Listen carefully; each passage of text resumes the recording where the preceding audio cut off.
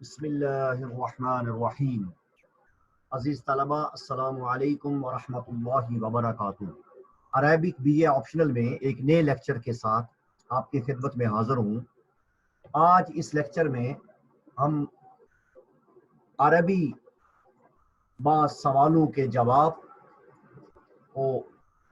سوال ہوں گے عربی میں اور ان کے جواب عربی میں ہوں گے۔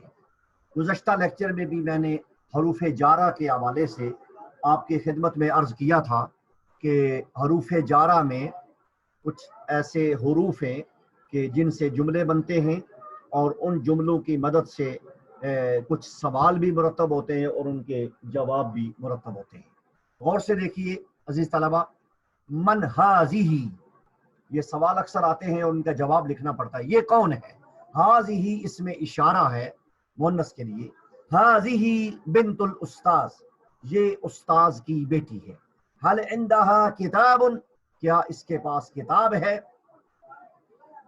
لا، نہیں۔ لیس عندہا کتاب، اس کے پاس کتاب نہیں ہے۔ این قلمہا، اس کا قلم کہاں ہے؟ قلمہا فی یدہا، اور میں نے گزشتہ لیکچر میں آپ کو بتایا تھا ہاں کی ضمیر جو ہے وہ مؤنث کے لیے استعمال ہوتی ہے۔ اس کا قلم اس کے ہاتھ میں ہے۔ قلمہا صناعۃ پاکستانیہ، اس کا قلم پاکستان کا بنا ہوا ہے۔ فی پاکستان صناعۃ طیبۃ، پاکستان میں اس کی اچھی انڈسٹری ہے۔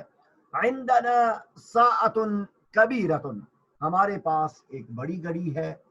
عندہ حدیقۃ جمیلۃ، عندہ جب آئے تو یہ مذکر کا صیغہ ہے، عندہا ہو تو یہ مؤنث کا ہے۔ اور یہاں بھی غور سے دیکھیے، حدیقۃ مؤنث ہے اور جمیلۃ آیا ہے، یہ دونوں مؤنث کے، تا مؤنث کی استعمال ہوئی ہے۔ عندہا ولد طیب، اس کے پاس ایک اچھا لڑکا ہے۔ عندک غرفۃ، تیرے پاس کمرہ ہے۔ عندی دراجۃ، میرے پاس سائیکل ہے۔ عندکی عصفور، تیرے پاس ایک چڑیا ہے۔